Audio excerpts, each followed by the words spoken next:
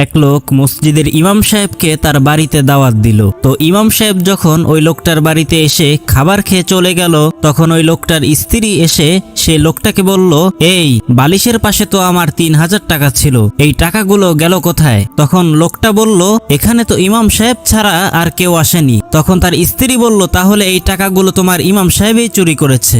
স্ত্রীর এই কথা শুনে ওই লোকটা বলে উঠল, আরে বলো কি, ইমাম সাহেব তো খুবই পরেশগার মানুষ, তার তো এই ধরনের কাজ করার কোনো কথাই না। যদিও তিনি করে থাকে, তবুও তার সামনে গিয়ে এই কথা জিজ্ঞেস করার মতো সাহস আমার নাই। পরের বছর ইমাম সাহেব যখন আবার ওই বাড়িতে দাওয়াত খেতে এসেছে, তখন ওই লোকটার স্ত্রী ইমাম সাহেবকে বলছে, হুজুর কিছু মনে কইরেন না, গত বছর যখন আপনি আমাদের এখানে দাওয়াত খেতে এসেছিলেন, এই বালিশের পাশে 3000 টাকা ছিল, আপনি এখান থেকে চলে যাওয়ার পর টাকাগুলো আর খুঁজে পাইনি। এই কথা শুনে হুজুর কান্নাকাটি শুরু করে দিল এবং বলতে থাকলো, আমি এই কারণে কান্না করছি না যে তুমি আমার উপর চুরির অপবাদ দিয়েছো, আমি তো কান্না করছি এই কারণে যে সারা বছরের মধ্যে তোমরা একবারের জন্য তোমাদের বাসার কোরআন শরীফটা খুলেও দেখো না। তোমাদের বাসার কোরআন শরীফটা খুলে দেখো, টাকাগুলো সেই কোরআন শরীফের মধ্যেই আমি রেখে দিয়েছিলাম। ইমাম সাহেবের এই কথা শুনে সাথে সাথে সেই লোকটির স্ত্রী তাদের বাসার কোরআন শরীফটা খুলে দেখে সত্যিই টাকাগুলো কোরআন শরীফের মধ্যেই রাখা আছে।